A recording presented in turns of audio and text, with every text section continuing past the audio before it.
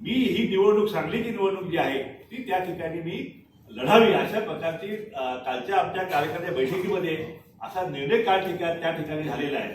आणि त्यामुळे एकीकडे वंचितचा पाठिंबा, दुसरीकडे पक्षाचं तिकीट असं करून आज या ठिकाणी सांगलीमध्ये मी आज कार्यकर्त्यांचा मेळावा जो आहे तो त्या ठिकाणी घेतलेला आहे.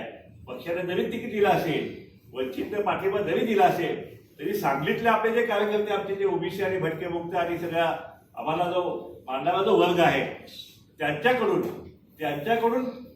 तिकीट जे आहे, कारण कार्यकर्त्यांनी सुद्धा त्या ठिकाणी आपल्या भूमिकेला, आपल्या त्या ठिकाणी उमेदवाराला जो आहे तो पाठिंबा देणं जो आहे तो अतिशय महत्वाचा आहे. आणि आज कार्यकर्त्यांशी चर्चा करून सांगलीची उमेदवारी जी आहे ती मी आज कार्यकर्त्यांच्या मेळाव्यानंतर जे आहे ते मी जाहीर करणार आहे. या ठिकाणी सांगलीमध्ये बघायला गेलं तर मागच्या वेळी गेल्या निवडणुकीमध्येच त्या ठिकाणी मला वंचित आघाडीचं तिकीट जे आहे त्या ठिकाणी मला दिलं होतं.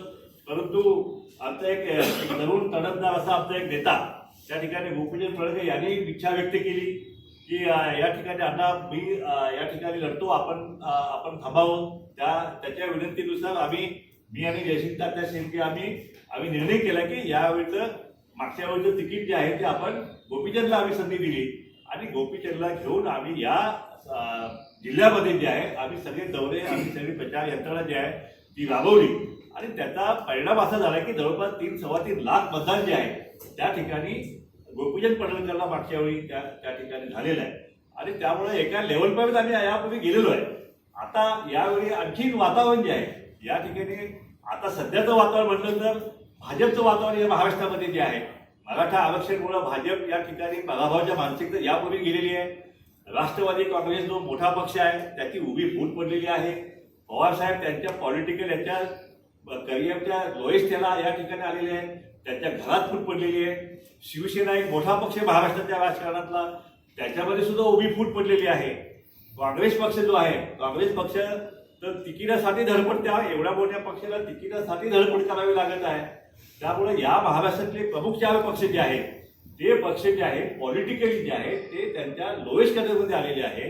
आणि अशा वेळी एक फार मोठी संधी जी आहे, व्हॅक्यूम या जिल्ह्यामध्ये निर्माण झालेला आहे की एखादा चांगला नेता जर या ठिकाणी जर निवडणूक लढली तर या अशा नवीन नेत्याला जो आहे या इथली जनता जी आहे ती नक्कीच त्या ठिकाणी चान्स दिल्याशिवाय राहणार नाही.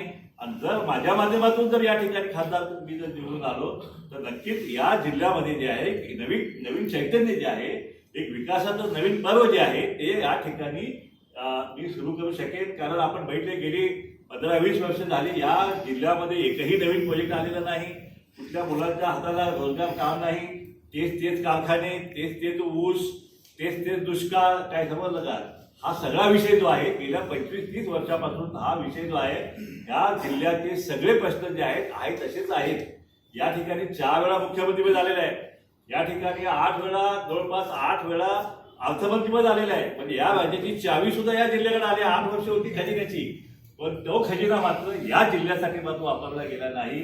उद्योगमंत्री झाले, बाकी सगळे म्हणजे मंत्रिपदाची तर लाईनच या जिल्ह्यामध्ये होती. परंतु मंत्रिपद जे आहे ते फक्त स्वतःची संसाधन टिकवण्यासाठी जे आहे त्याचाच तेवढाच फक्त वापर झाला. पण इथल्या बेरोजगाराला, इथल्या शेतकऱ्याला जो आहे, इथल्या कष्टकऱ्याला जो आहे ह्या सगळ्या सत्तेचा फायदा मात्र इथल्या जनतेला मात्र झाला नाही.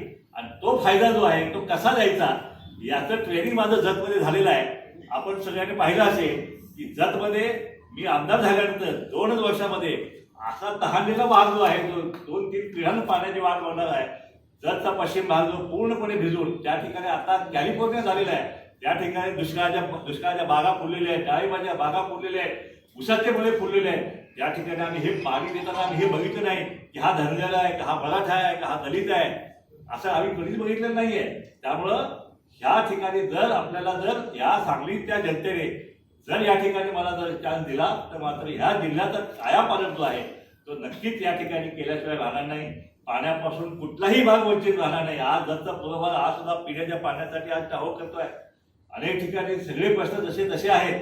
आणि म्हणून या ठिकाणी ही निवडणूक जी आहे आजच्या कार्यकर्त्याच्या आमच्या मेळाव्यामध्ये जर कार्यकर्त्यांनी जर मला पसंती दिली, जर मला कार्यकर्त्यांनी जर तिकीट दिलं तर मग मात्र मी हे सांगली जी लोकसभा जी आहे पूर्ण ताकदीनिशी या ठिकाणी लढवेन. शिवाजी बापू शेळके आमचे मंत्री होते. कवठे मंकाळचा मतदारसंघ जो आहे, कवठे मंकाळ तासगाव मतदारसंघ, तो आमच्या वडिलांचा मतदारसंघ. आमचे बंधू जयसिंग तात्या शेंडगे हे सुद्धा त्या ठिकाणी विधानसभा लढलेले आहेत.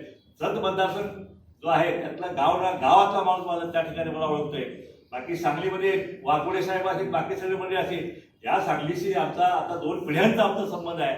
त्यामुळं आम्ही काय इथे नवीन नाही आहे. इथले प्रश्न जे आहे कसे सोडवायचे, कसं हे करायचं, हे पूर्ण ट्रेनिंग आपलं झालेलं आहे. आणि माझ्या मते नक्कीच इथली जनता जी आहे ती जनता या ठिकाणी मला या सगळ्या राजकीय या गोंधळामध्ये या ठिकाणी मला निश्चित पसंती देईल. या ठिकाणी काँग्रेसच्या उमेदवाराचा अजून काय नक्की झालेलं नाहीये. अजून त्याला तिकीट नक्की होत नाहीये. जतमध्ये आपल्याला माहित असेल की जतमध्ये काँग्रेसच्या पक्ष जो आहे तो त्या ठिकाणी बरखास्त केला गेला होता आणि मला त्यांनी पाठिंबा दिला होता. पण त्याच काँग्रेसच्या सगळे नेते आणि कार्यकर्ते जे आहेत त्या कार्यकर्त्यांना सोबत घेऊन जे आहे मी जतचा विकास त्या ठिकाणी केलेला आहे.